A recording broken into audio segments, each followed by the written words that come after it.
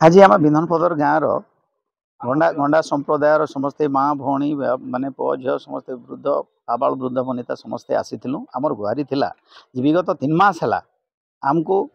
विधानपदर गाँव सवर्ण बस्ती वाले कौन सी काम नहीं देवार लगी गोटे डिसीजन नहीं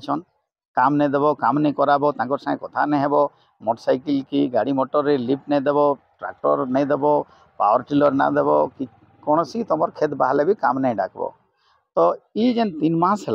काम फाम किसी नहीं पाई आम गोटे एक प्रकार स्टारवेशन ढेत आड़के जाऊँ भूखे सुसे मरबार आड़के जाऊँ कहीं जड़े 2 लोग परिवार के छाड़देले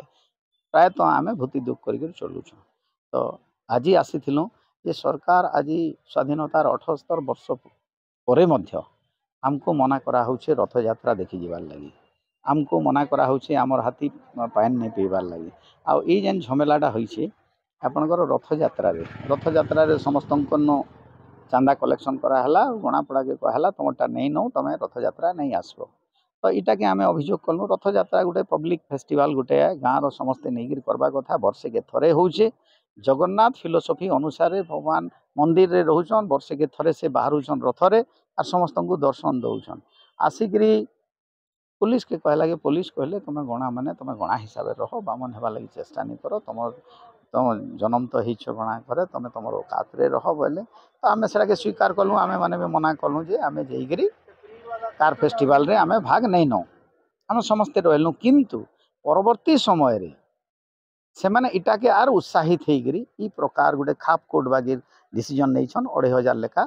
फाइन करमु बोलिक कहून आर से जिनस होइछे थरे माँ मैंने आमर गोटे पल्हा मारबार लगी जाइए पल्हा मारुले आउ गाँ वाले आसिक कहले तुम पल गणा मान को कहीं तुम डाकिछ आर ये कर 2500 लेखा फाइन करुछन से माने तो ये परिस्थिति रे जदि गाँ लोग काम नहीं देवे